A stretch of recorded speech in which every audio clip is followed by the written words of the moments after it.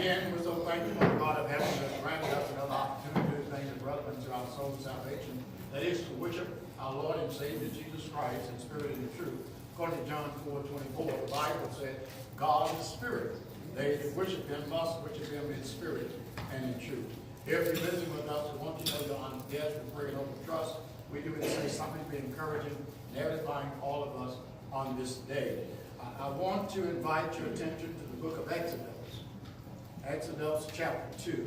While you're getting that, I want to thank all the ones who have participated this far and carrying on the service. I want to thank Brother Adrian for the scripture reading, and thank Brother Cyrus Jr. for that prayer, and I want to thank Brother Simpson for those ones again. I also want to thank him for also as well last week. As you know, I was sick on last week. Just had a spur of the moment. He just had to get up and preach, and I just thank him so much. I didn't give him much of a notice because I was planning on preaching because, in fact, on last Friday night, I got ready to get myself ready to. I was planning on be there with Sister Guilty and them with their funeral. I just couldn't get up on Saturday morning. And on Sunday morning, I want to thank him so much for that. And also you others as well, Sister Grayson and Sister Jackson. Sister Grayson on to get out all the birthday cards and what have you. She just, her and Sister Jackson just worked together. They got them all out anyway. So just want to thank them for their effort. So much be going on until they just things just continue to go on. Just thank all of you. Thank you for your patience. I'm still just not 100%, but I feel a whole lot better than I did last week. So I'm trying to make this application. I probably won't be long, but I probably do more teaching perhaps than preaching this morning because I just seem like as long as I just stay calm, I don't cough. But if I go to getting kind of warm with the heaters up pretty high now, I go to coughing when I get hot. But anyway, let us bear with me, just for a little while, and we're going to try to seek and we glean something from this book of Exodus. We started here recently studying in the book of Exodus. We have been studying the book of Genesis, and in this book of Exodus, there's a lot of things that can help us even today in this application, being that it is Black History Month. You can associate a lot of these things even with the children of Israel, what took place, because we realize, according to this is about approximately 300 some odd years after Joseph had died. You remember when Joseph died, and then there rose up a Pharaoh that knew not Joseph. You see, the thing about it is that when this Pharaoh rose up, he didn't recognize what Joseph had did for Egypt. And that time has passed now. And this Pharaoh here began to see that the Israelites was a threat to them. They was multiplying, and they was being, just like God had already promised. They would be fruitful, and they would multiply, and they were beginning to multiply, and Pharaoh began to get worried. And he said that they might become a threat to us. So let's put them, and he put them in slavery and had taskmasters over them. And after then, we realized that God still had a plan to deliver his children out of Egypt. And we see here that Moses was the beginning of this plan. Moses, you look here and you look at the text that we're going to read here, which is read beautifully, but let's just look at it for a moment to gather here a thought from this particular lesson. Let's watch this. And there went a man of the house of Levi, and took the wife, the daughter of Levi. And the woman conceived and bare a son. And when she had saw him that he was a goodly child, she hid him 3 months. And when she could not longer hide him, she took for him an ark of bulrush and dabbed it with a slime and with pitch, and put the child therein. And she laid it in the flags by the river banks. And the sisters stood afar off to whip what would be done to him. And the daughter of Pharaoh came down to wash herself at the river. And her maiden walked it along by the riverside. And when she saw the ark among the flags, and sent her maid to fetch it, and when she had opened it, she saw the child, and behold, the baby wept. And she had compassion on him, and said, This is one of the Hebrew children.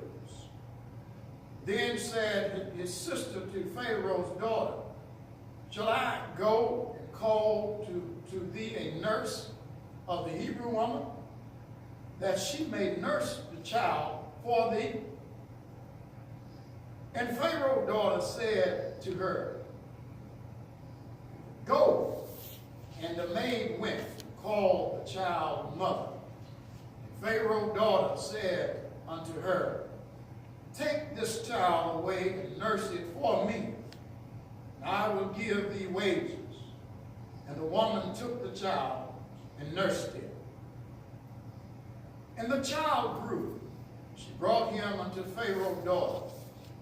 He became her son. And she called his name Moses. And she said, Because I drew him out of the water.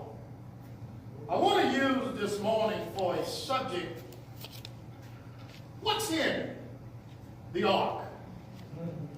What's in the ark? When I looked at this, I look at this ark, and I said, this ark is the same word that is used when you look at Noah's ark. Of course, there was a big ark compared to this small ark, but let me show you how this small ark is bigger than this big ark. So I want to share with you a few things that are in the ark. And I'm going to share with you several different arks. And I want you to look at the comparison. And I want you to look at how God knows, through the providence of God, how he knows how to watch over all of us at all times. And he knows how to make all of these arks come together in a sense. And still make an application to help us today. Now, when I look at Noah's ark, I think about what was in that ark. One of the things that was in that ark was a family was in that ark. Noah's family was in that ark. And in that ark, Noah, you might say, the presence of God was in that ark. And also in that ark, deliverance was in that ark. And that's what this ark that we're going to be talking about today is an ark about deliverance. Exodus is a book about exiting, departing out of Egypt. And the thing about it is it's a lesson to us about deliverance. So we look at this and we think about what is being said here about the ark in Noah's days. God had Noah to build this ark. And the thing about it, when you look at that ark, there was the presence of God. There was life in the ark. Literally, there was life in the ark. There were a law, if you will. The patriotic law was in that ark as well. And what I want you to see, that the things that was in that ark, I want you to be mindful of another ark. One of the ark that I want to talk about is an ark of covenant. We kind of mentioned that a little bit briefly in our lesson this morning. Brother Cyrus did a good job. The lesson this morning, he mentioned something about the ark of covenant. I want you to think about the ark of covenant as well. When you look at the ark of covenant, there was an ark of covenant. That ark of covenant represented the presence of God. And in that ark of covenant, there was three items I want to put emphasis on. There was the Ten Commandments, there was Aaron's rod, and there was a pot of manna. So those things represented something. What they represented was there was a mercy seat on top of the Ark of Covenant. And this mercy seat, what it does, it had two cherubims. And as they kind of meet one another with their wings in the air, both cherubim was directed toward each other, and they was facing one another. And that was the mercy seat above the Ark of Covenant. It was a chest that was made in this mercy seat set on top of this ark. And this ark was an ark that represented the presence of God. Now I recall when there was a priest in the Bible that was called Eli. Eli was a priest, and Eli had two sons, Hophniah and Phinehas.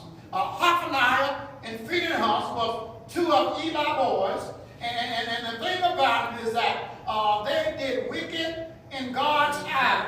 They were sinful, and the thing about it, and there was a young man by the name of Samuel. Samuel was laying down one time. You remember Samuel? I'll just give you briefly. That was Hannah's son. Hannah that wanted a child for so long, and he said, "I would dedicate the child to God." And she took him to the temple once he was old enough. After he was weaned, took him to the temple. And Samuel was laying down in the in the temple. And in that temple, the priest was there. That was there was Eli. So Eli was there, and as Eli was laying down, and Samuel was laying down, he heard a voice. And this voice, he woke up and he thought it was Eli that was calling him. He ran to Eli and said, "Did you call me?" Eli said in so many words, "No, I didn't call you. Go lay back down." He went and laid back down, and he heard the voice again. And then he went back to Eli again and said, "Did you call me?" He said, "No, I didn't call you. Go lay back down again." Then it went on the third time, and Eli figured out what was going on. And he said, "Just lay there." And so the Lord is calling him. Eli realized that. And he said, "Just when he called you again, just say, 'Speak, Lord.'" And anyway, when Samuel went and laid back down, and we understand that as Samuel laid back down, God called him, and he told him what would happen to Eli's sons. Eli's sons, Hophniah and Phinehas, like I said, they was wicked. And the thing about it, what happened is that, remember now, the Ark of Covenant represented the presence of God. So here, every time they would fight a war, what have you, the ark was there. They knew God was with them. But something happened. They were disobedience, and the ark got captured by the Philistines. And the thing about it is that when this ark was captured, when they came back and told the news to Eli, Eli fell over and died, and broke it, and fell out and died. He broke his neck, I believe. And the thing about it is that all of these things happened. Hophniah and Phinehas died as well, and his wife was Phinehas' wife was with child at the time, and she gave birth to a child, and that child was named Ichabod. Ichabod means that the glory of God has departed. Is that all that's to say this? I'm trying to get you to see this Ark of Covenant. So this Ark of Covenant represented the presence of God. Now that it's gone, now people that captured have to be careful. I believe it was the Ashton, Dagon. They took it to this place where they had a false god named Dagon, and they put this ark, and he put this ark in this place where this false god was. This false god fell over. They say, well, maybe it just was a coincidence. They went back the next morning, and they put him, they said he had fell over again. His arm was cut off. His head was cut off. And then tumors and things began, some bad stuff began to happen to these folks. So let's say, let's get rid of this thing. You always said, something would bring us bad luck, and we want to get rid of it. Well, this Ark of Covenant represented the presence of God, and it didn't need to be in a place of idol worship. So they took this Ark of Covenant on to another place, and then the people there began to have tumors and get sick and as well. So many things happened to them. And then they kept on wanting to say, let's just send it on somewhere else. Akron, I think the third place they sent to. They said, we don't want it. Y'all trying to kill us. So in other words, so much is going on right here. But what I want you to see is that, keep in mind, the Ark of Covenant represented the presence of God. God was in that first ark with Noah. God was there with him. God is the one that gave Noah the information to build that ark, and God helped them and delivered them. Deliverance was there. Then we look at this Ark of Covenant. What was in the Ark of Covenant? First of all, the Ark of Covenant, when we talk about the Ten Commandments, was one of the items that was in there. I want you to notice that the law of God was there. God's law needs to always be upheld. In the Old Testament, in the patriarchal time, God had a law. In the Mosaic time, God had a law. In the Christian time, God still got a law. So in other words, the law of God was in that Ark of Covenant. Something else was in that ark. Aaron's rod was in that ark, and in that Ark of Covenant. Well, Aaron's rod shows the authority of God. When you look at, I think it's Numbers chapter 17, Aaron's rod represented, Aaron was approved as a high priest. And what it did, Aaron's rod budded. Let me show you this. I don't know I was going to see it. Imagine if somebody had a walking stick in here, a wood cane. The point is, a miracle took place. It's almost like a rod that wasn't in the water. It had been solid. It was hard as one of these benches right here. And God caused it to bud like a flower. That's a miracle. So Aaron's rod budded, representing Aaron was a high priest, and he was given this authority. So the rod was there. And then you see the manna was there, the pot of manna. What did that represent? That represented God's provision. God had always provided for his people. Now what I need you to see, now we're talking about, in our text this morning, we're talking about the bulrush, the Ark of bulrush, which is related to these arks. So let's look at this Ark of bulrush. Now the question that I had was, what's in the ark? First of all, let's look at a few things that's in this ark. When I read that first verse, I noticed that they were of the children of Levi, the father and the mother.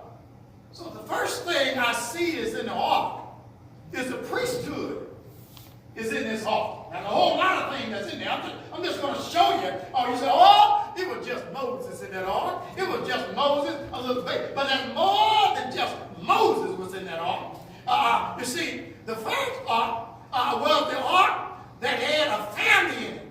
But now, the family has went from a family to a nation.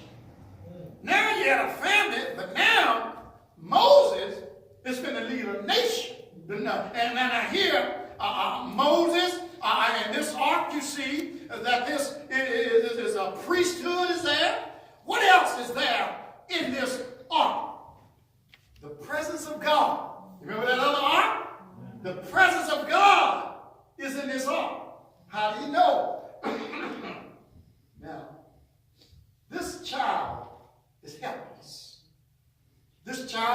do nothing for himself. I don't know what all kind of creatures was in that water. Alligators, snakes, some of everything could have been in that water. But let me tell you this. God protected Moses. And this story is important, how God protected Moses, because Moses, God had a mission for Moses. God had a mission for Moses. What was your mission? God's mission was Moses was the one that would lead the children out of Egypt. So I know that God's presence was in that ark. Now what else do you see in that ark? Well, I see a rod in that ark. What do you mean, a rod in that ark? The authority of God is in that ark. Where do you get a rod from in this ark? I'm not saying a little rod was in that ark, but a rod was in that ark. How you know? Because I remember about 40 years later, Moses was somewhere on the backside of a mountain. And I remember that Moses, God saw that there was a burning bush that would not burn up. And that fire just kept on burning. And then there was a sign telling Moses, God came in contact with Moses. And when Moses got ready to go back to Egypt, he had to be able to say, when I go back, what kind of credentials would I have? And God said, what's that you got in your hand? You see, you may not see them, you may not see the rod or the staff right now, but Moses was the one that held that rod over the Red Sea. What else do you see in this ark? Well, I see a law that's in the ark. Well, a law was in that ark of covenant. But let me tell you this, there was a law that would come from Moses, because Moses is the one that is the lawgiver. Why do you know? Because he is the one that will be, they talked about, I will raise up a prophet like unto Moses. And God, and when Moses had that rod and that staff, yes, Moses was that one that had a rod, and he's the one. And let me tell you this, how Aaron came on the scene. You know that Aaron rod that budded? Well, let me tell you this, I remember Moses. Moses was the one that God told him, now you're going to be like a God to your brother Aaron. Aaron was the oldest, but if there you would be like a God to him. You tell him what to do, and he'll tell the people what to do, because Moses tried to make an excuse. I can't talk real well. I don't know if he had a speech impediment, if he thought that if I were to go to Pharaoh, he might have stuttered and said, Pharaoh, let my people, I don't know the speech impediment, whatever he had, but something I know, the Bible said that he had some type of voice or speech, and that's the reason that Aaron became his mouthpiece. And when he became his mouthpiece, Aaron was the one that spoke to the people, because God spoke to Moses, Moses spoke to Aaron, and Aaron spoke to the people. So we look at here how that Moses here had this rod, and we see that there was a rod in this. I said I wasn't going to get too excited, but sometimes the word of God just gets you excited. Well, what else do you see in this ark? I see a shepherd in this ark. You remember I talked about the other week about how God started out with shepherds. Even when you talk about Cain and Abel. Abel was the shepherd. And then it goes on through the line how that Abraham, Isaac, and Jacob, you remember those, they were shepherds, because when they went down to Goshen, when they first went down there, he told them they are shepherd men. God led them in there, and God is going to lead them out of there. He's going to get them to exit out of Egypt. Well, what else is in the ark? I look in the ark, and I see here that the protection of God is in this ark, and there's a shepherd in the ark. And let me see a few other things that's in this ark. Watch this. Look at our text here. Watch this now. Notice here. What I need you to see is that Pharaoh had set out to kill all the baby boys at this time. Now watch this. Watch how amazing this is. If he were to kill all the baby boys at that age, at that time, Pharaoh's decree was to kill them. And watch this. How God, you can't stop what God has in this point. You remember, at first, we talked the other week about how he told the midwives to kill them, and they didn't do it. So the midwives didn't do it, and then he had his own men to say, throw all the boys in the river. Now the mother put him in the river, but she put him in a basket in an ark. You see the story how it's going? The ark is what saved here. Back then, helped save those people back in Noah's time. And the ark is saving Moses and a nation at this time. So here, when she had pissed it in and out and secured it so it wouldn't sink. So here, now watch this. Pharaoh is trying to put him in, but God can draw him out. Moses' name means drawn out of the water. Isn't that something? You know, I thought about that. That's a shepherd in the ark. And before David wrote, the Lord is my shepherd, I shall not want. He maketh me to lie down in green pasture. And you know the part where it says, he prepares me the table before the presence of my enemy. David hadn't wrote this yet, but God already had taken care, protected Moses already. Well, Pharaoh wanted Moses dead, and here Moses is going to be sitting at Pharaoh's table. Tell me that ain't amazing.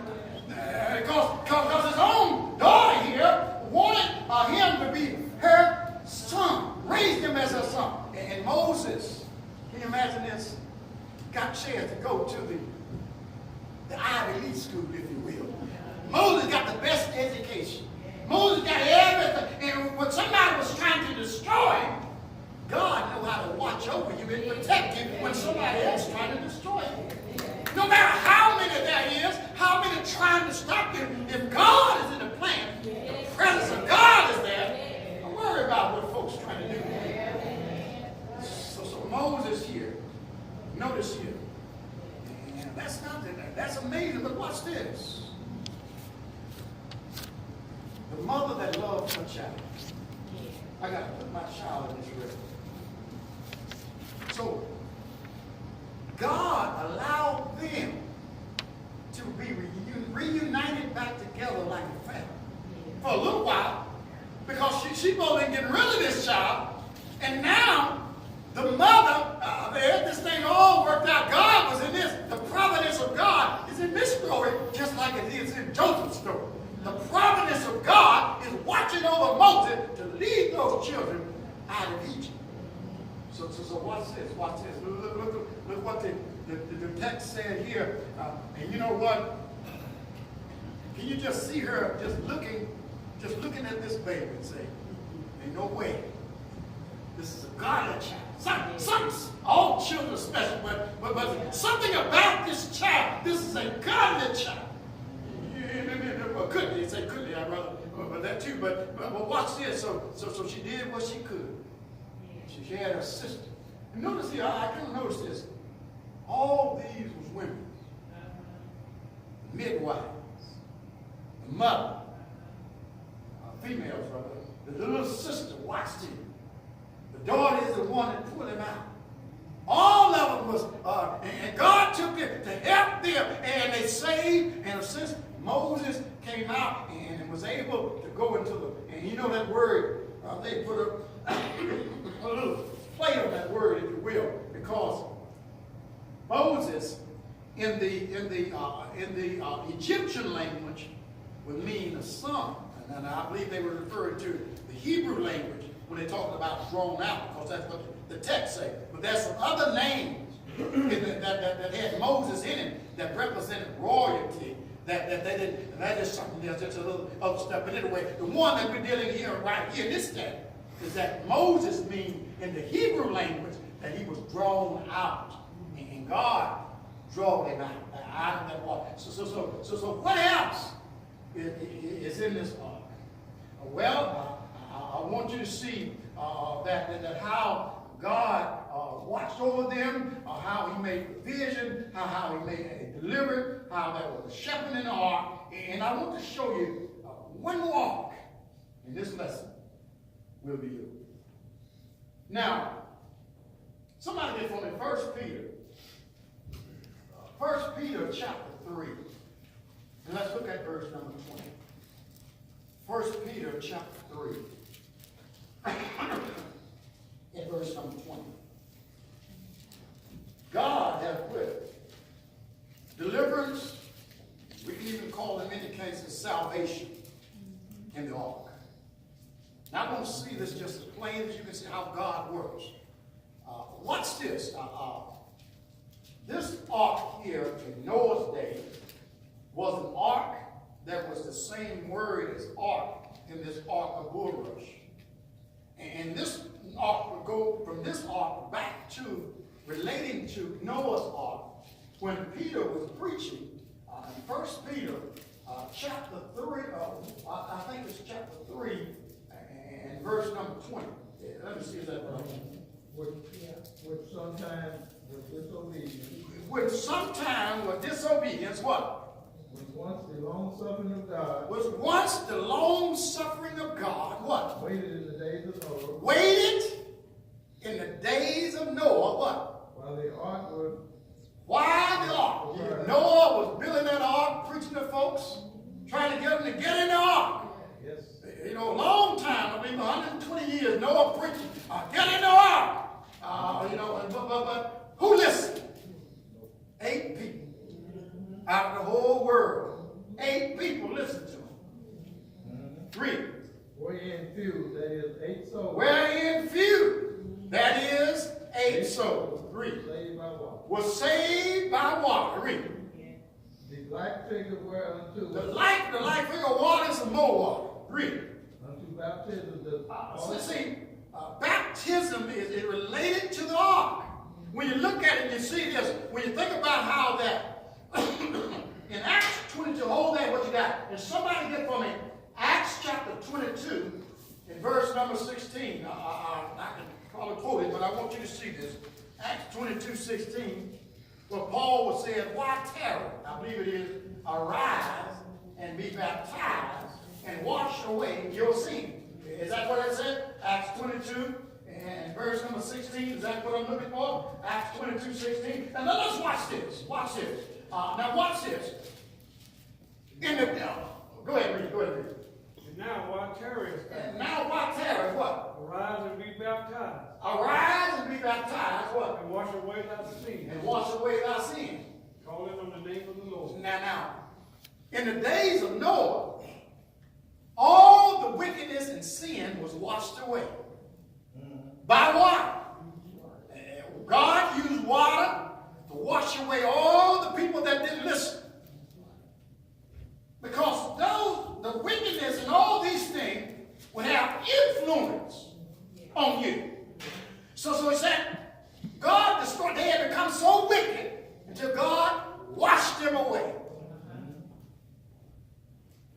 When we have sin, it needs to be washed away. Just like if your hands were dirty, you would need some water to wash it away. Oh, you say, I don't need some soap. You use some soap without water, you see what happens. Now you can go to your house, and if you get ready to wash, don't wash them. Yeah, you can. But if you wash today, if you have to turn your wash machine on today, and you don't turn the water on, them clothes ain't gonna get clean. And sometimes you can turn the water on and forget to put the detergent in, and they still won't get clean. But what I'm trying to get you to see is that back then, God used water and washed sins away. Symbolically, God used water when we are baptized to wash away our sin. So that ark back then washed away sin and evil. And it's symbolic of way we get baptized. Our sin is washed away. So, deliverance. What is our ark today? What is the ark of safety today. The ark then was Noah's ark, that he was to be, that everybody need to get in there. The ark for the nation was Moses, was in that ark to save the nation. And the ark for the day is the church. Is that plain? Yes. God placed salvation in the church. And one needs to be in the church to have, well, can you find that in the Bible? Look for me. Acts chapter 4, in verse number 12. Acts chapter 4, in verse number 12. Look at Acts chapter 4. We probably can quote it, but look at this. I think it says, neither is there salvation in any other. Is that what that says? Now, I want salvation. I don't know about you, but I want to be saved. And everybody that's a religious person, I'm thinking that's the reason that you want to try to serve God is to be saved. But there are a lot of false religions out there that you cannot be saved in because God didn't place salvation in it. God told Noah, he didn't tell Noah to build no 5 ark. He told him to build 1 ark. And that's the only one I recall floating in the Bible. Just one. Read. For there is none other name under heaven. Now, do this make sense? If God said, I will build my church, Matthew 16, 18. And in that, thou art Peter, and upon this rock I will build my church, and the gates of hell shall not prevail against it. If God built his church and placed salvation inside the body of Christ, just like he placed it inside those arks with Noah and with Moses and with the people of the day. He's not saving just the family of Noah now. He's not saving just the nation, but he's trying to save the world now. So the thing about it, he had a plan that everybody needs to get in the ark of safety, which is the church, the body of Christ, which is the church of Christ. Because symbolically, the church is Christ's wife. And if the church is Christ's wife, according to Revelation 21:9, when you look at it as being his wife, then if he placed salvation in the body of Christ, where do we need to be? In Christ. Look for me if you will. I think it's in Acts chapter 2. Acts chapter 2. And look at verse number 47. Acts chapter 2. In verse number 47, what does the Bible say? Acts 2:47. Praising God and having favor with all. Praising God and having favor with all the people. What? The Lord added to the church. And the Lord added. Now you can't join the church. You can join a club. You can join the army. You can join a lot of things, but you can't join the church. You have to be added to the church. And God is the only one that can add you to the church. And he adds you when you are obedient to his word. Now watch this. What did it say? Read. The Lord added to the church. The Lord added to the church. Not a church. The church. Read. Daily, such as should be. I want salvation. I know a lot of people may not preach stuff like that, but that's still in the Bible.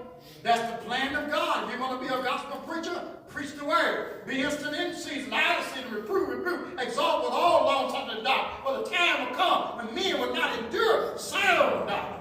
That's sound right there. That's healthy doctrine right there. So let's just continue to preach God's word. And I want to elaborate on this a little more, but look like something's catching up with me right now. But I think you got enough. I think you got enough to at least see about this ark. And now there's a lot of other things I could have said about this ark, but we see that this ark is the ark that God for us today, for us to be in, is where he placed salvation. So we're not mad at nobody, we're not angry at nobody, but we got to tell the truth. It's urgent that we tell people what the Bible teaches. Because so many people are dying and not even getting this information. God wants the whole world to know what the gospel really is. The death, burial, and resurrection. Jesus died for his church. And his church, he purchased it. He purchased the church with his blood. He didn't purchase all all churches with his blood. He purchased his church with his blood. Acts 20 and 28. Purchased his church with his blood. And you know, if people could be saved in all churches, it wasn't no need in Jesus' name. We were talking about how cruel that suffering was. You think Jesus just wanted to do that just to be saying, I suffered a whole lot? Jesus had to go through so much to build the church and to suffer for the church. And we can just say, well, let me just do what I want to do. It's not like that, my friend. I pray God that we would look at this and think about arks, that it would be one ark of testimony. All these may be referred to the ark of covenant. I'm talking about the ark of God, the ark of testimony. All these are referred to the same ark. So today, if you're not a member of the body of Christ, why not become one today? And that is to hear the gospel. Romans 10:17. The Bible says, so that faith cometh by hearing, and hearing by the word of God. After you've heard, you must believe it. Hebrews 11:6. And but without faith, it is impossible to please God. He that come to him must believe that he is, and he is rewarded of them that does sin. Repented this sin. Luke 13:3. I tell you, nay, except you repent, you shall all likewise confess that Jesus Christ is the Son of God. Matthew 10:32. And be willing to be baptized. According to Acts 2:38. Well, Peter preached the first gospel sermon to the fullest. Repent and be baptized, every one of you, for the remission, for the forgiveness of sin. Why not do that today? Let me stand and say something.